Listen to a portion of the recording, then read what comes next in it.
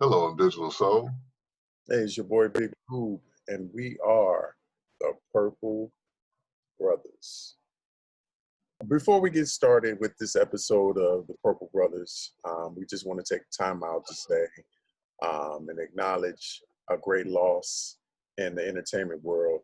We want to say rest in peace to the brother Chadwick Boseman, who passed away at the age of 43 to colon cancer. He was somebody I admired as a director. I admired his prowess as an actor. Um, so many significant roles he did. He played Jackie Robinson in 42. He did Get On Up. He played James Brown. Critically acclaimed with Black Panther.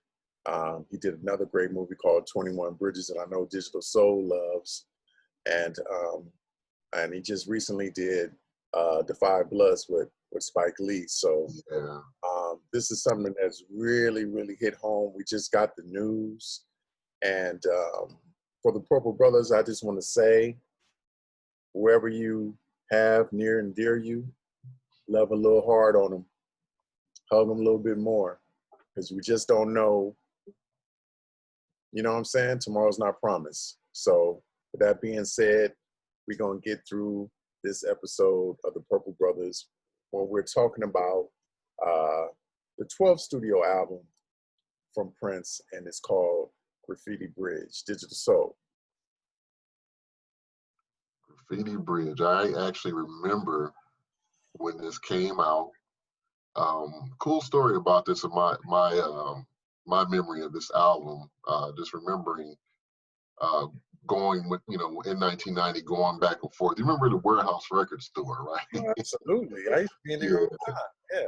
Yeah. So at that time in 1990, I forget the company, but the record company reissued all of the old Parliament cassettes.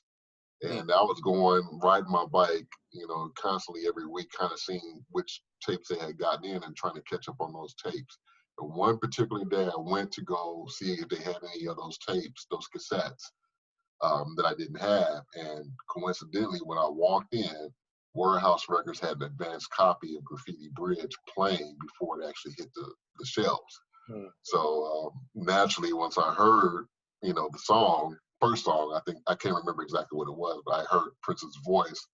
I was like, oh, that's the new album. We've been hearing about the movie, you hearing about the soundtrack, knowing about all these great artists that were supposed to be collaborating on this album. So I walked around Warehouse Records like an hour, just listened to every track, and I just thought that was the greatest album, at that time.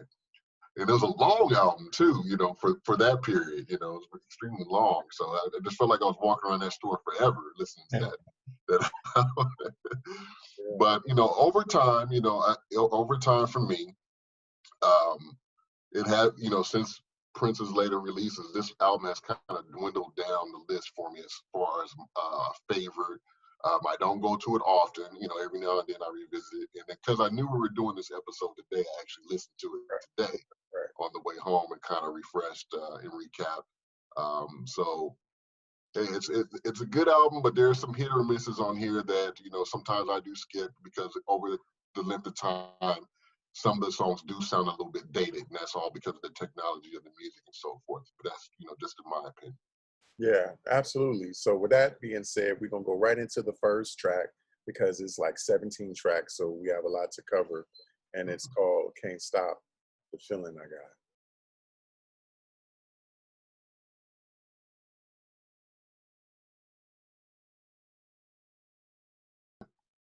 So from the first track, Can't Stop the Feeling I Got. It is really a very, very good record. I like when he, the intro, he's like he's speaking about it to his dad, in past tense, and he goes right into the groove of the song. And it's really one of those great tunes that to start the album off right, you'd be like, oh, okay. This is something that's really like I can vibe to, and maybe the rest of the album will be, just as good as this first song. Very cool record, good way to start off the album. I like everything about it. I like the instrumentation. I like the lyrics. I believe it was a throwback, you know, from his early recordings. There's a old version, I think back in the 80s. I'm not really sure what year, but I know that he re-recorded this in 1989. I believe this is one of those songs that came out possibly around 81, 82 or something like that. So to hear this version, I believe it's is a version of it on the 1999 deluxe record. So having those two different versions of the song is really, really cool. But Is it on 1999? I think Is it it's on really? the Super Deluxe. I could be wrong, but Okay, I'm about to recheck that. I haven't played that in a minute. Okay. yeah, I believe it is. But Okay. I could be wrong. But that's just something that we need to look I'm into. about to check then now. I'm Yeah, interested. yeah, because you know, the next song that we talk about is definitely a version on the 1999 Super Deluxe. But I think Yeah. this is a very, very cool record, and I love the way it starts off.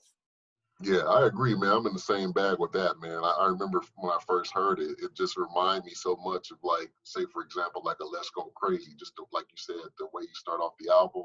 So it has a reminiscent of that Let's Go Crazy, like, you know, you really coming in the album with a bang. And like you said about the intro, about the letter or whatever he's reading to his dad. And then Mhm. it just kind of kicks in. Like, I like all the changes. It goes through a lot of changes in the song, too, which is really cool.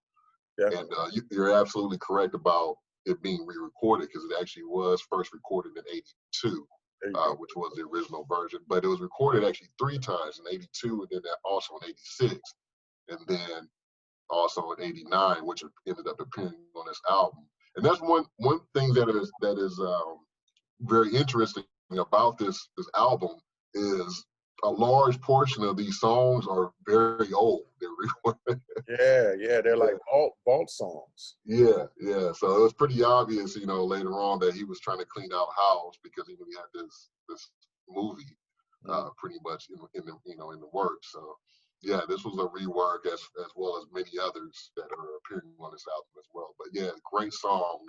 Yeah, I've always liked this one too from day one.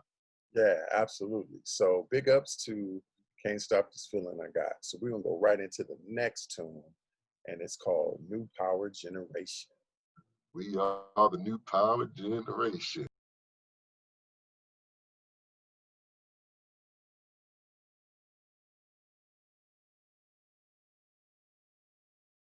Yeah, this song is funky, man. I like this one. Yeah, yeah, this is fire. This is fire. Um, Yeah, it's like you have an old version of it because this is a reworked record as well yeah, that you can hear on the deluxe 1999 deluxe. I can't think of the name of the one on the 1999 deluxe. I know it's a different name and it's a reworked record, but I think it's one of the funkiest records on the album. You know, yeah, yeah, yeah, it's really, I really like everything about this track, man. It just from this, you know, at the beginning, lay down your funky weapon and just boom, here it goes, you know, here yeah, goes the funk, you know what I'm saying? And that's yeah. what I like. I like the funkiness when it comes to Prince. Yeah, I also dig the performance of this in the movie too. I like Yeah, his yeah, performance. Yeah, yeah, yeah. I like the performance. That's probably one of the better performances on the yeah, movie. Because yeah. the movie is like, oh. Yeah, Some may question it, but you know, it's hit or miss. yeah, yeah. We'll talk about that at another time. That's another episode. Yeah, that's another episode. You Yeah, know what I mean? But I think it laid the foundation for the funk, and yeah, I really appreciate this track. yeah, absolutely. And I totally agree, man. As far as the clips in the movies. And what's interesting, man, as I was listening to this album a little earlier, man, I realized I watched this movie a little bit more than I thought. Like every song that came on as I was listening to the album, I can actually visually see each performance and when they played the song in Mhm. certain scenes. I was like, oh, I remember, when that happened. So that's Right. kind of cool to have those memories with the song, as it comes on. And then this is actually the first time that we actually hear the new power generation actually named, True. as far as the band itself. So this is kind of like the stamp or the introduction saying, okay, this is the new power generation, this is the band. And because shortly after that, on the next album, you have Prince and the New Power Generation. So we see an early incarnation of the MPG. Actually, starting with the one before that, which is Batman, we see kind of a small version of them. When they did that performance on SNL, when you have Miko Weaver, when they did Electric Chair on that performance, you kind of see a small version of MPG, but it kind of grew. And then you have the last remaining member of the Revolution, Dr. Fink, in that band as well. True that. But, yeah, great song. And this song, it was released as a single as well. It has some really, really awesome remixes. There was an MPG Funky Weapon remix. There was a TC's rap featuring TC Ellis, rather. There was a Brother with a Purpose featuring Tony Mosley. There was also a version called Get Off. This was a year prior to the Get Off as we know it on Diamonds and Pearls. So it was a whole different song with the same title. The Lubricated Lady was another mix, and then Love Left, Love Right was another mix. So if anybody finds that 6-song remix of that single, hold on to it, because there's some really, really good stuff on that single too. Yeah, I remember the Lubricated Lady. I remember when the maxi single stuff came off. Yeah, it came out at that particular time in 1990. But you don't know. I mean, now it's like a collector's item. But yeah, if anybody has it right now, you hold on to it, like Digital Soul said, because it's worth a lot. I'm holding on to mine. Hold on to it. So we're gonna keep moving forward. The third track off Graffiti Bridge is the first thing we get from The Time, and it's called Release It.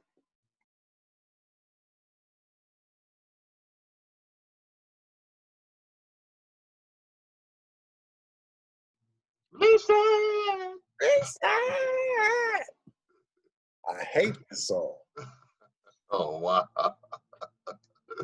Let me, it's like, look, bro, I think that Prince was holding The Time back with the tracks that he gave him on this record. And that's just my opinion. You don't have to agree. But I just think that he did The Time dirty. I mean, Release It, and it's like, it's just like a confusing record. Baseline is cool, but all of that, I just didn't care for. Release it! Who crib? My crib. Who's drawers? My drawers. Who this? I'm there. I'm like, come on, man, are you serious? And I just don't care for the record at all, because when you get, I mean, the Time has 3 consecutive great albums. You know what I'm saying? From the self-titled to What Time Is It to Ice Cream Castles. And then I'm like, when you hear The Time is going to be on a record, especially on a Prince record, you expect the best. And to me, he didn't give him the best. He just gave him, I'm going to give you what I give you, and that's it. And that was just, to me, it was crap. I just don't like it. Sorry. I just don't like it. Just don't like it. It's just nothing about it. It's just one of those that I'll be like, okay, release it. I'm going to release it. Next. Now, one of my things about this record is, I mentioned earlier in the conversation, that it sounds dated in a lot of areas. So this can be like maybe one of those times where it is.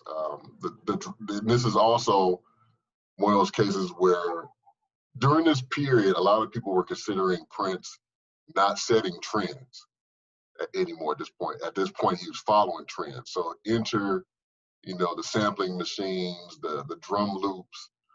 And this drum loop on here is actually created by Tower of Power. It's a sample on a song called Squib Cakes from 1974. So it's a drum loop sample that's not a live play. You can hear Prince's voice sampled throughout the song. And there's a lot of hip hop influences, Morris rapping, things like that. The crowd chants, like you said, the Who's Crib, My Crib, that whole deal. So at that point, I was just happy, very, very happy to have The Time back after so long, the original members. So it was a little bit of a disappointment to hear this track. And the funny thing is, these tracks were actually all new that were on this album for an intended album for them called The Corporate World. Yeah. Right, and those tracks ended up getting pulled and placed on this soundtrack. So I agree. This one is hit or miss. You know, I can kind of. I mean, it was like I said, at this time it was just a good thing to just see them all back, and I was just happy to have them back. But Pandemonium, I would rather go listen to that. You know. Yeah, I'd rather listen to Pandemonium album than anything that Prince gave him on this record. But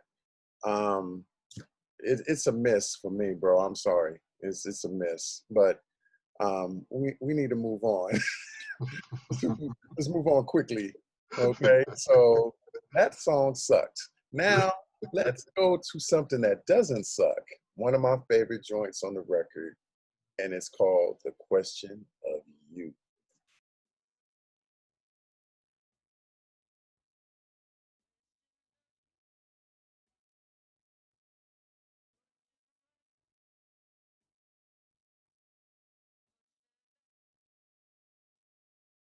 Man, this is one of the better ones, and I really, really love like when Prince goes into that whole blues thing. He's done it a couple of times in various places, you know, like The Ride and things like that later on. But this is kind of like the first song where you really hear him do like a really bluesy type song where it just sounds really like you're in a bar with a lot of smoke, and it has that hard kick drum at the bottom of it, and he plays a mean guitar solo. And I really love the like the last minute and a half where he does the claps and he has that loud echo.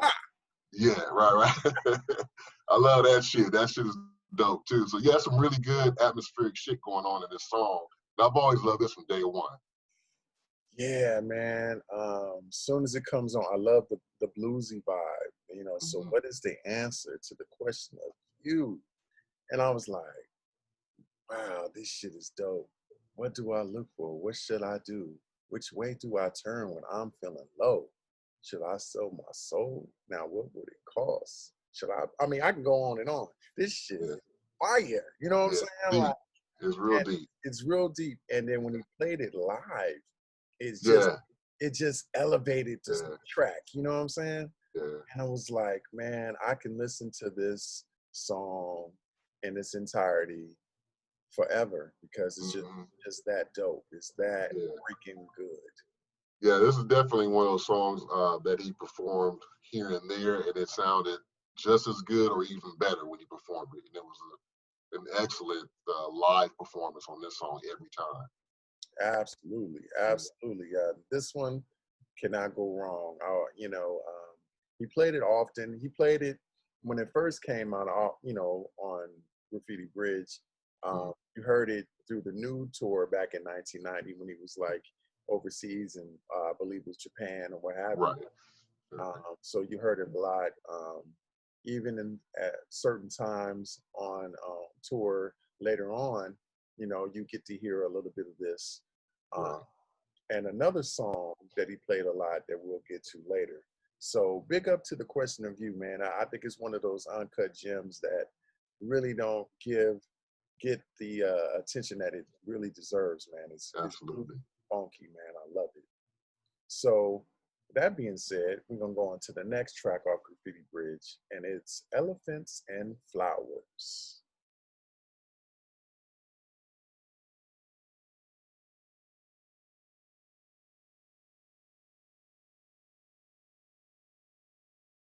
Now, what you think about this one? This joint is like more of a spiritual vibe. Yeah. You know what I mean?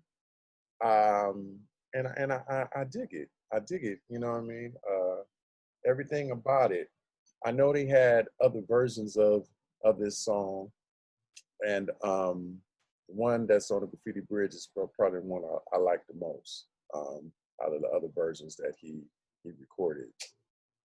Yeah, so true, man. He actually recorded this actually in 1988, and it was actually supposed to be on Rave Until the Joy Fantastic at that time when he was planning to release that album back in the 80s. and it was updated to appear on the soundtrack. This one, I've always dug this one too, and also in correlation with the film, I always see this one in my head because of the fact of how he looked when he performed this in the movie, when he had that checkered long shawl on and he had the white on his face. makeup.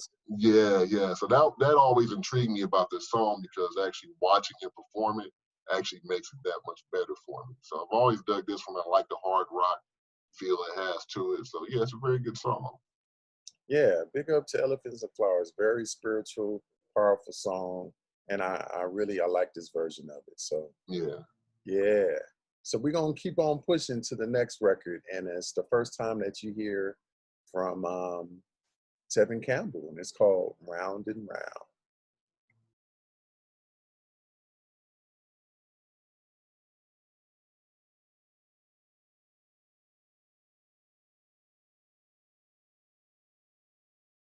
Round and round and round. Round. I got so tired of this song when it came out, man. I didn't realize this song was so big. I just remembered, like, damn, this song was on the radio a lot. I mean, they played it like every hour. Yeah, I just didn't realize it until I actually thought about it. It's like, you know what? I like Tevin Campbell, and I'm actually intrigued by the concept of the song, because this actually is the first time Prince produced or did a song for an artist where he used the 808 drum machine. And the 808, I can't really think of another song where he's really used that. The 808 drum machine, for those that don't know, is a really popular drum machine that most rappers use. Run DMC, Curtis Blow, all those back in the day. But it was actually considered a cheap machine compared to the Lynn drum machine, which is what Prince is notorious for using during the 1999 Purple Rain sessions. So that machine was worth a lot more money. But the 808 was considered the cheaper, the less valuable. But Jimmy Jam and Terry Lewis actually made some great music with that machine. They kind of, to me, in my opinion, they kind of revitalized the sound of that machine and kind of made it popular with SOS Band and all those great groups during the mid-'80s. But I never heard Prince really use that machine up until this song. So it was a different change of pace and I don't know if he just used it because Tevin Campbell was a young kid. I think he was like 4 years old then when he made that song. How old was Tevin Campbell? I think Tevin had to be about 12, I think. I'm just funny. Because I think he was really young, man. He was really young, because I think he was 11 if you think about when he came out with Quincy Jones. Yeah. That Tomorrow song on one of Quincy Jones's albums. Yeah, I think he was 11. And he came back because I think he was. I think that was about 89 or so. And then Round and Round came out in 1990. Right. And I thought Round and Round was cool, but I just didn't think it was just like a great song. And I was never really a fan of the, like when he used the 808, I wasn't a big fan of that. You know what I mean? Yeah. It started to sound more electronic. Mm-hmm. It just didn't, to me, it just wasn't his niche. Yeah. But the song ended up being, very popular on the R&B side as well as the pop side. So, I mean, and he released it as a single as well. Yeah. So, and it did what it did. But, it's not one of those songs that I go to, that I gravitate to. Same here, man. So it's a good song. It's not a bad song, and it was different at the time for Prince, and it is what it is. Definitely is. But we're gonna keep it pushing with the next song. One of my favorites too. This is my favorite, number 2. It's with George Clinton on his joint. We Can Funk, and that's F-U-N-K. Not originally, though. Not original. Not original.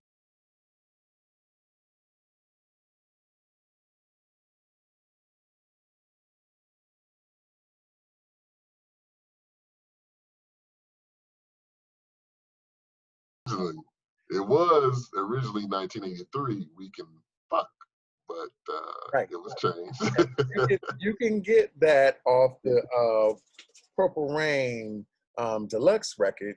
I don't Yeah. know if you can see it, but I got mine right here. Yeah, and then the original version recorded in '83, that was actually 10 minutes long. So there was a lot of stuff going on in the original version.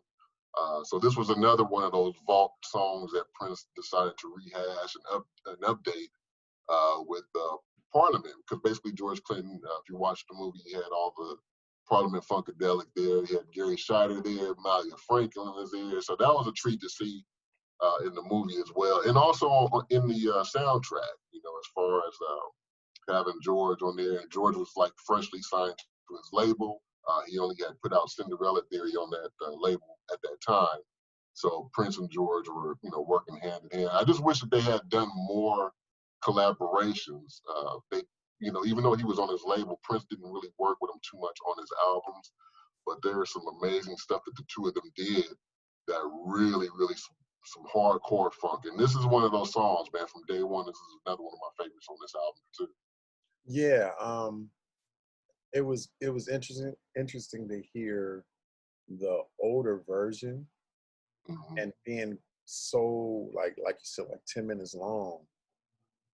Either or, because this one was a little more watered down, Yeah, um, yeah, because of the FUCK and the FUNK right. on this version. You know, he really didn't cuss that much, not until the end, you know what I mean, of the song before he went into the transition of the next track. But you can't go wrong with either one, man. I'm like, I like the version that he put out back in the day.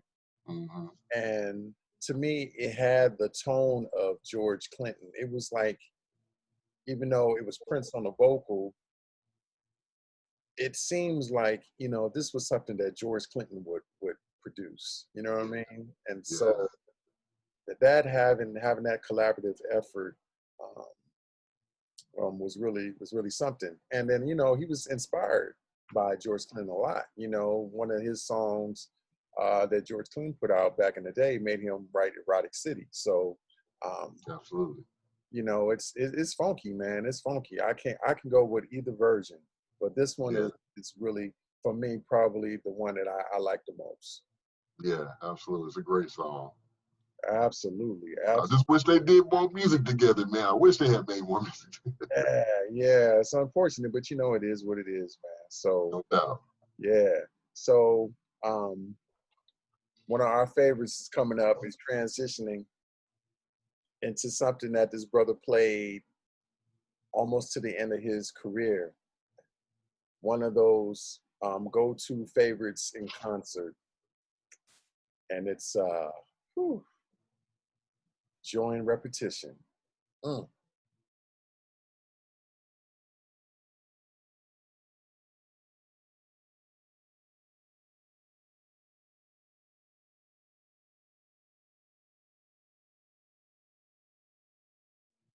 Mm-hmm. You already know how I feel about this one. Man, just the storytelling on it. Yeah, The storytelling on this record. And I know how you feel about the guitar solo at the end. yeah, And then he's like, "Love me," and just yeah, going crazy. yeah. And it fades from like left to right. Yeah, it's Yeah, just, yeah, it's crazy. And yeah, I like the intro too, how we can funk seeds into the song with the party atmosphere. yeah, Yeah, and it kind of just runs into it. So I love how it just does that flow and then just the whole vibe and the atmospheric sound of the song. It just really, like, it goes in the movie. I don't know if you remember in the movie, like it I like the montage that he sets to that song. It kind of brings out that song, makes that one of the best parts of the movie, in my opinion. But yeah, yeah, I love that song. And like you said, the story about it, the last 2 minutes where he takes the solo and he just nails it, yeah, absolutely. And I like the versions that he did live. It was like more of a jazzy feel man. um, Yeah, for Joy and Repetition. You can't go wrong with it. So if you're ever on YouTube, look up Joy and Repetition when he's in concert. Um, I can't remember exactly where he was, but he was like overseas somewhere. I think it was called Red Sea or Red. I forgot the name of the venue. Mhm. But man, he does a rendition of Joy, bruh. He gets on that guitar, kills it, kills it. Yeah, I was fortunate enough to see him in 2011, Welcome to America tour when he was in Inglewood, and he did it one of those nights. And yeah, yeah. man, Always a great performance. Always. always. So man, that's it's one of my faves, man. Especially one of my favorite on this record.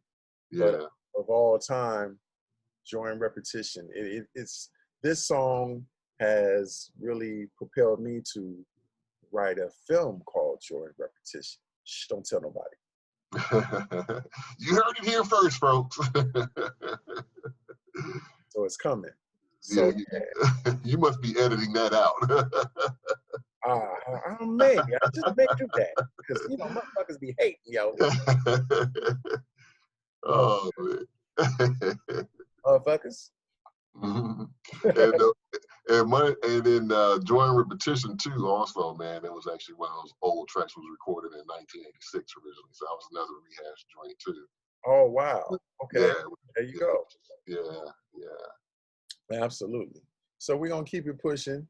We both love Joy and Repetition. We'll see how we feel about this record. And it's from the time, and it's called Love Machine.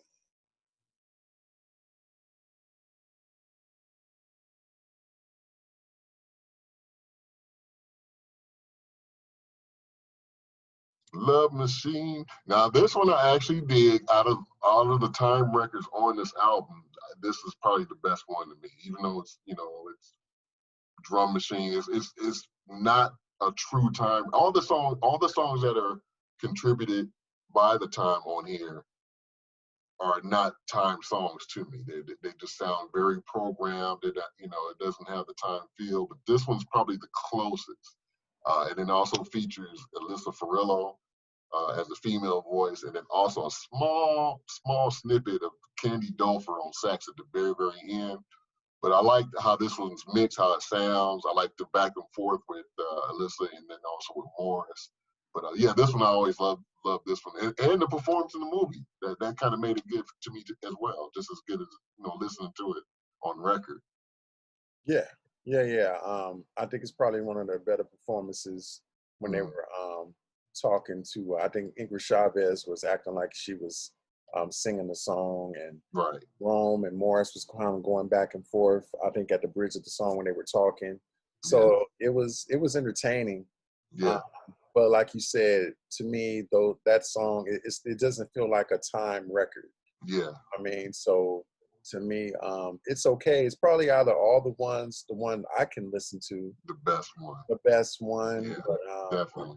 the other ones, man, I can't do it. But anyway, yeah. Hell to the no, no, no. Hell to the no, no, no. Yeah. So, big up to Love Machine. I can tolerate that. Yeah, Love Machine is funky, man. I like it. Yeah, yeah. So we're gonna keep it. We're gonna transition, and we're gonna go to the next track, and it's an oldie but goodie too. That was rehashed. It's called Tick Tick Bang.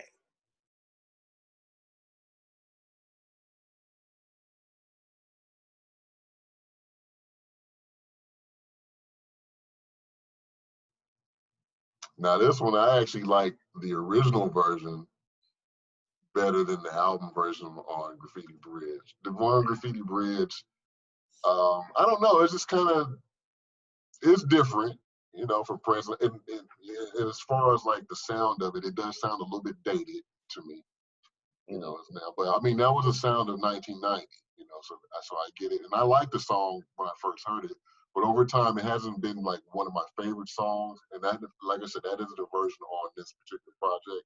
But there's a 1981 version that was, first recorded. And that version, if you ever come across that, that's a good one. No, it's very good. You can find it on YouTube. So y'all Yeah. check it out.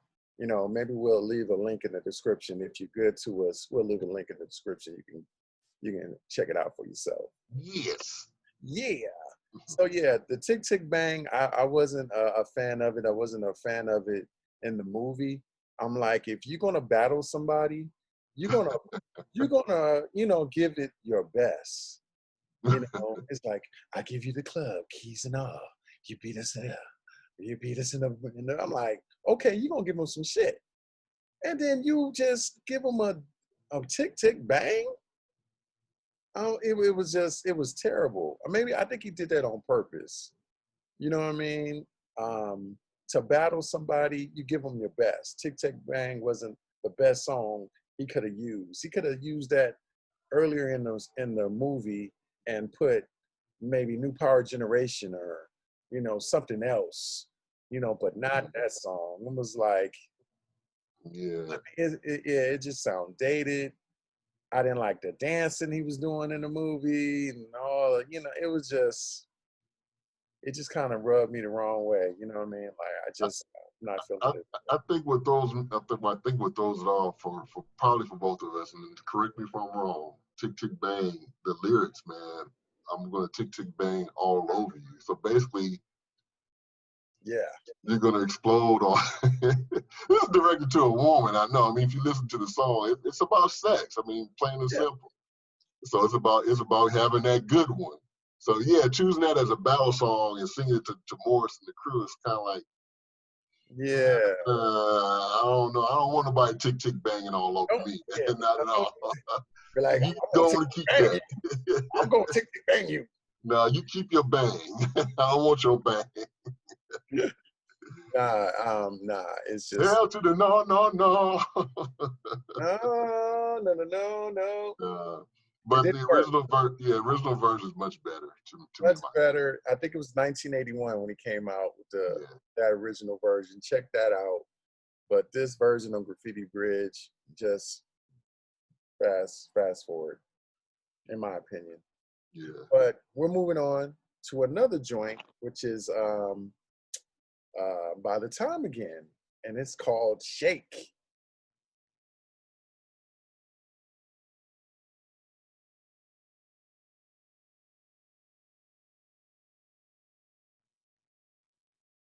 Hated it.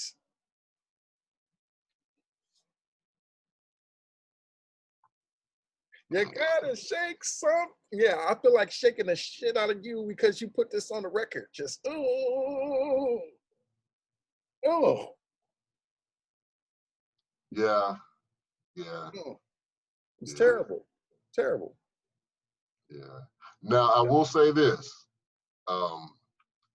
You mentioned the new tour earlier. Of course, Prince didn't tour this particular album, but he did tour prior, or not, beforehand, before the album came out, which was a new tour in the early part of 1990. He actually played this song. He played this song on a few of those dates, and it actually was a great performance. So I do like Prince's performance live. I've never heard Prince's version of it recorded, if he has a recorded version of him doing it. But there's a live performance which involves Rosie Gaines, Tony M, Kirk Damon, MPG at that time. Very good performance on his tour.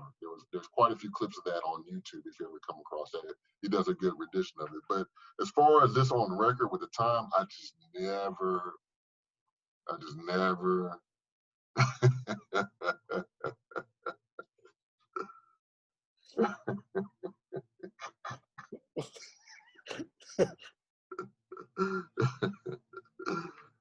Next. Sorry. Are you talking about this song? Why don't you shake your ass up? Shake something. I'm gonna shake to the next record. How's that? What you got, brother? What you got? The next record. Another fave of mine. Thieves in the Temple.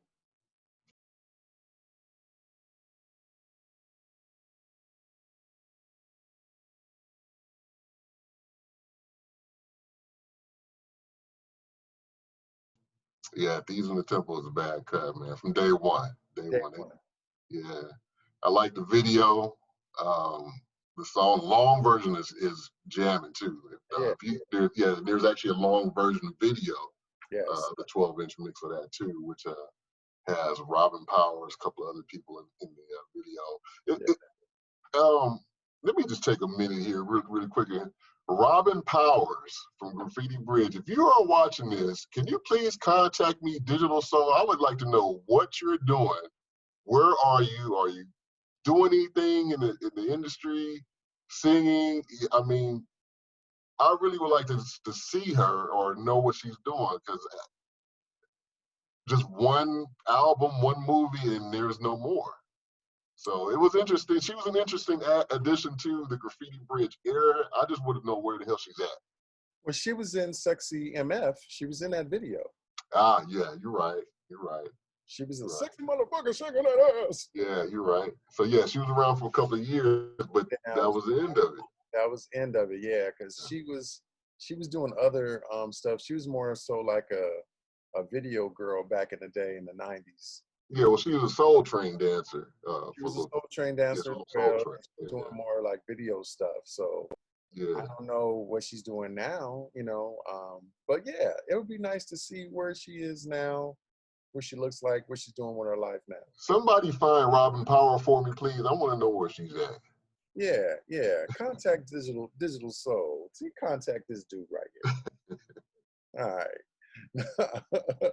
But yeah, love come quick. Love come in a hurry. There's thieves in the temple tonight. Yeah. I mean, I bought this 12-inch. I bought this 12-inch, man. And I thought it was like one of the dopest, because it was like a different vibe. It was, yeah. So, yeah, for like, him. Yeah, you know, and in 1990, I was like, this is Prince. Yeah. And I was like, this is a whole different type of vibe. Yeah. So it really propelled me to buy the 12-inch and just play it out, you know, as much as I could at the time. And yeah, the video was crazy. He went back to wearing them drawers and yeah, he went back for a quick minute, right? Yeah, I was like them garters. Garters, and you know, he dancing and the garter belt and the bikini drawers on. I was like, yeah. hey. I remember when I first saw that, it took me a minute to even catch that, because you know, back then we didn't have like cable rewind and all that stuff. So I remember when the video used to come on, I used to try to record it. Be like, is he wearing them drawers again in 1990? Yeah, he was wearing the drawers, you know, doing his dance and doing this little shake dance with the guys in the back. And I was like, okay, y'all a little too close. How about social distance? Time for social distance now. Y'all a little too close. The man with the drawers on. Yeah, great video. You know what? I think this could have very easily been on the Batman soundtrack, man. It has that. Absolutely. It has that vibe, man. It's kind of sinister almost, and really looks like it's really dark. Yeah. But yeah, it has that what do you call that? That doom doom doom. It just has a really good catchy melody, which I think would have been a very, very good addition to have on Batman as well. Even though they were a year apart, I just thought it would have been a good song to fit on there. It might have been included in Batman. You never know. But I'm like, from the Batman point of view, okay, would that be Bruce Wayne or would that be the Joker? You know, right? Who would play that part in that? Yeah. So I think it's interesting. I think it could very easily, if you take off Lemon Crush, put Thieves in the Temple. Yeah. It would have worked. But, yeah, absolutely. And this was one of the last songs that he actually recorded for the album. So this was actually a new recording for the album, not nothing rehashed. So that's why it sounded like it did. Right. It was using the updated technology basically of 1990. Right. Because initially, The Question of You was going to be the first single off the album, but this was the last thing he recorded. So it was so dope and fresh, he made it into the first single. So, and it did well. Big up to Thieves in the Temple. Very good record. So we're going to go back to your boys again, man. Whew. My boys? Who are my boys? Oh, the latest fashion, huh? Oh.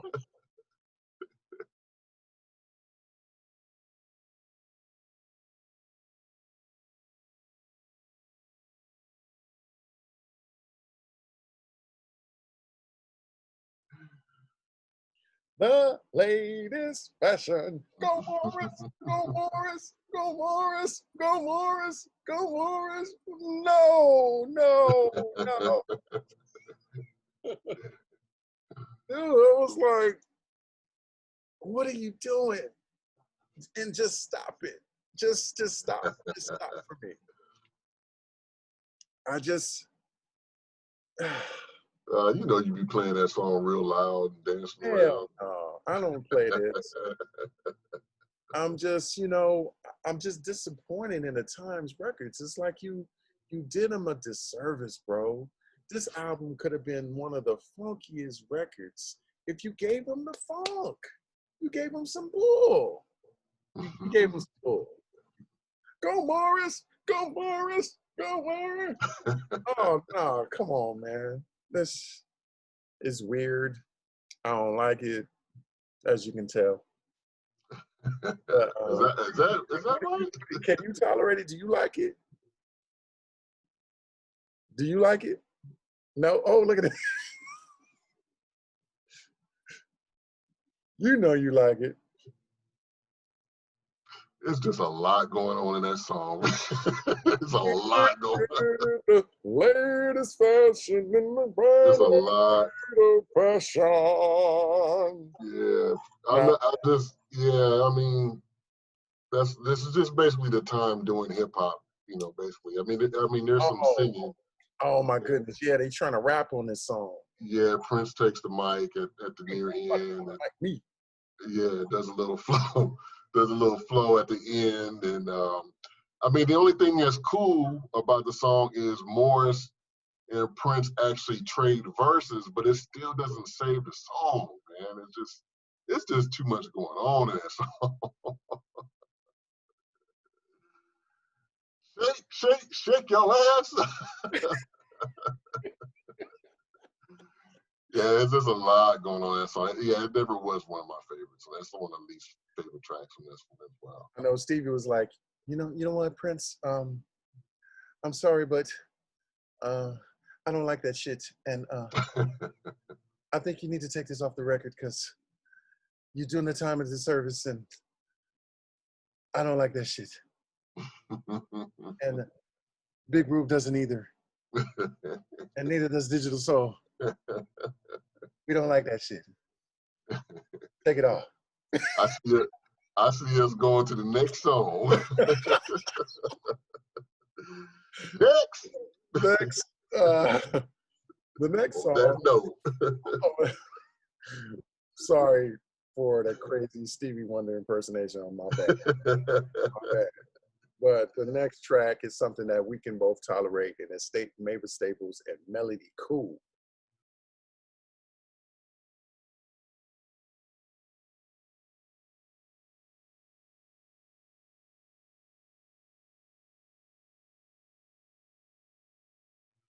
Hey man, I don't care what nobody say. Can't nobody say nothing bad about Mavis, man. Mavis Staples is the queen, man. I mean, I loved her as a staple singers. Let's Do It Again, and I mean all those great classics, man. And then she kills this one, man.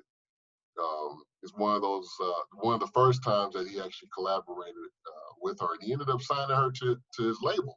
Yeah. And did a couple of albums which were pretty interesting too. Very good stuff on her albums as well, if you can find them. As everybody knows, most of the Paisley Park catalog is very, very hard to find. Right. And if you do find it, you're gonna shell out some ducats. You know what I'm saying? Big time. Yeah, and her albums are the couple that she made are in the same position. So if you find them, hold on to them and treasure them. But yeah, this cut. Yeah, she brings it on home, and she also does a killer performance of this in the movies. I like her little performance too as well. So yeah, Mavis is the bomb, man. I love this joint. Melody Cool. Yeah, Mavis is a cold chick. I like everything about the record. Even when she's speaking at the beginning, and it's Melanie, and all the different things that's going on. And, she's letting you know who she is. I'm Melody Cool. Like, I'm old school. I'm Melody Cool. I don't take no shit. Yeah, no doubt. Is, Look here, youngin'. Yeah. like she's checking them, you know what I mean? And so I like that aspect of the record, and it's one of the highlights of the movie, the highlights of the album, of the soundtrack. So yeah, definitely. And then shout out to also the Steels, man. They had some bomb ass background vocals. And the Steels was a brother and sister group that he also signed to Paisley Park as well. They did a couple of CDs, and they're featured on the background vocals prominently on this one. So they are a great addition to the song to me, man. It's like having a choir right behind her. So it's really, really good. Definitely. So hey, big ups to Melody Cool. Big ups to Mavis Staples. You still going strong. We love you, Mavis. We love you, Mavis Staples. Mavis look like she can fry the hell out of some fried chicken too. Like, can I get a 2-piece, Mavis? A breast and a breast. 2 breasts, please. Don't mind me. Yeah. Next song, please. Next. All right.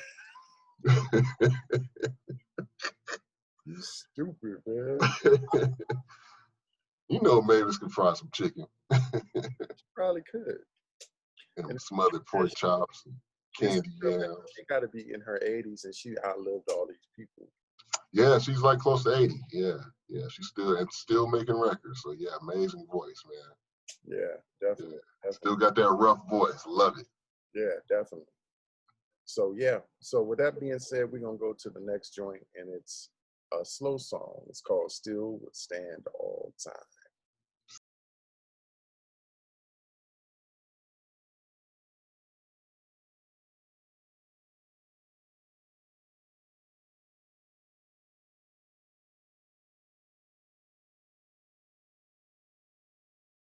Still will stand on to. This is actually a beautiful song, man. I like the. It starts off. I remember first hearing it. It always started off kind of like something I probably would not have no interest in, but I like how the song builds and builds to the end, and then of course, as we mentioned in the previous song, the addition of the steels at the end, making it sound like they going, like it's in a church, man. And Prince's performance in this too, man. I love this performance of this in the movie, man. It was really good. But I mean, it was a sad occasion, because Aura had died. And, spoiler alert to those who have not seen it, it was a song about. It's been 30 years. It's been 30 years, right? If you ain't seen it by now, then I don't know what to tell you. But that was the reason for the song in the film. She gets killed, and they kind of have this. I guess you can say like what do you call it, like a repass or something, I guess, with him singing this particular song with the steels in the background. So it's kind of like a church remembrance. Yeah, more of a gospel feel. Yeah. I remember first hearing this song back in '88 when he was doing Love Sexy. This was like played prominent like on the second shows, like do small clubs. You would hear Still Will Stand All Time like in '88. And so this version, when he recorded in '89 for this particular project, it just it brought out all the great elements of the song. It had a gospel feel. I love the church vibe. I love the steels. What they brought up with. You hear Prince different. You know what I mean? The vocals was on point. It's a different vibe for Prince, and I think it was one of the the sad, poignant moments of the film, because it's like he didn't have anything left, and he was just like still will stand all time. Like I've lost everything, but he was just bearing his soul on this record. Yeah, movie as well. So it's I can play this all the way through with no problems at all. Just a heartfelt record. Yeah, absolutely. Yeah. So we both like that, and we getting close, y'all. We getting to the last song, and it is the 16th track off Graffiti Bridge, and it's the self-titled record, Graffiti Bridge.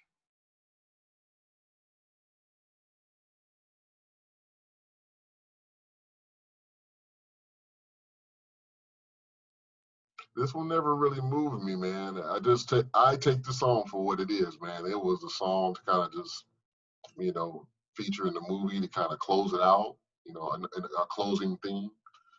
And I mean, the prominent features of Mavis, Staples, Tevin Campbell, they're all featured on this song. So it just reminds me of, you know, a musical, like listening to Hair or Jesus Christ Superstar, where you're listening to you're listening to the closeout basically. So it's just not something I really run to, and it's not a bad song. Right. It's just, you know, I take it for what it is. It's to close out the movie basically, and to close out pretty much the CD at this point. Definitely. I didn't like. I think what threw me off when I heard the chorus. I didn't care for the chorus of the song. Mm-hmm. He had Tevin on there a little bit, and different people making splashes on the record. Yeah. But it's just, it was just okay to me. It's like you said, it's not a bad song, but it just didn't. I just didn't gravitate to it. Yeah. It's like, okay, the album is almost over. Let's go to the next record. Yeah. You know, so that's how I you know, that's how I felt about it. Now, there's people out there that just, oh my God, I love this song. It's just so this and so that. I don't get it.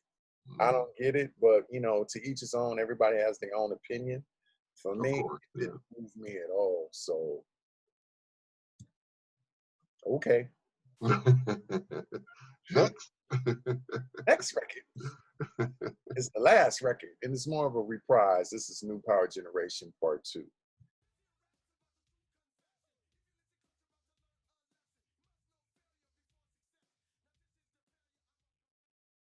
Yeah. Yeah.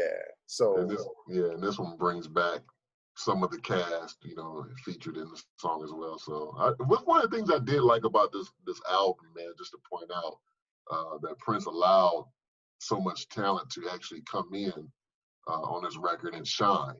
This was a first. You know, all of his records were primarily him and his specific band, but on this, man, we got some legends. We got George Clinton. We got Mavis Staple. We got a newcomer, Tevin Campbell, you know, was a hell of a singer. You know, we got some new people in his camp, you know, Tony M and TC Ellis, which is featured on this specific cut. And TC Ellis, you know, we finally get a chance to hear him rap. You know, I hated to see him begging throughout the movie. You know, let me rap. Yeah, let me rap. I hated to see that, but you know, was glad to hear him finally get his break at the very, very end of the movie as the credits were rolling. Yo, I told you should have let me rap. Yeah, so yeah, he got kind of dogged out. You know, we waited until the credits to roll, so he finally got his chance to rap, and then the end of the CD, the album. So, but yeah, overall, it's just like you said, it's just a reprise of the New Power Generation song. So we already like that. So this one's kind of like a hip hop version, I guess you can say. True that. Yeah, I think, you know, in closing, Graffiti Bridge had the possibility of really being a very, very good record. I think it's a good record. It could have had it had the potential of being a great record if they just would have did the time right. You know what I mean? If the time records was up to par and it was something that we are accustomed to listening to, and just don't give them some throwaway stuff, it would have been a very, very good record. Now, this album only sold 500,000 copies, you know, at that time when it first came out. It just went gold. Of course, it's probably more now, but, you know, Prince wasn't accustomed to going just gold, bro. You know, this is multi-platinum every time out. So I think that you say that, you know, he was giving people opportunity, but it's cool to have the opportunity. But when you have one main person giving you what you have to sing, and it's not up to par, you know, the opportunity is like, you know what I mean? So I just wish the time had better material. Everybody else was cool. If the time material was on point, this would have been one of his best records. Right, and the good thing is the time does have some amazing material this same year with their album Pandemonium. So it wasn't a total upset. Pandemonium totally made up for that. So I was glad to see the original band lined up come back together to make that recording shortly after Graffiti Bridge. Overall, good record, not a great record. So what do you think, everybody? How you feel about what we said about Graffiti Bridge? You can Yeah, what do y'all think? Yeah, you know, leave comments. We want to big up the people that always comment on our videos. We're big up Tasha Esparza. She's been a fan. We want to just thank you so much for, you know, always watching and always commenting. And so real quick, do you have 5? Can you name 5 of your favorite tracks off this album? I want to know what you got there. Okay. Let's see if I have 5. Okay. Question of You. Weekend Funk. Can't Stop This Feeling I Got. Let's see. Joy and Repetition. And These in the Temple. That's all I got. You ain't got no more. I got no more. I ain't got no Cool. more. So Cool. yeah. Yeah, so, those are 5 good strong tracks, man. Yeah. So, you know, what about you? You got something? What's your 5? My 5 would be Thieves in the Temple, New Power Generation, Question of You, Joy and Repetition, and then Weekend Funk. I like that. Can't go wrong with either. Nah, not at all. So yeah. So once again, we thank you guys for watching the latest episode of the Purple Brothers. More to come. We thank you in advance. If you know, tell a friend, subscribe to our channel, leave comments, we greatly appreciate it. Thank you. Absolutely. And as always, Purple Brothers, baby. Take care and love one another. Love for one another.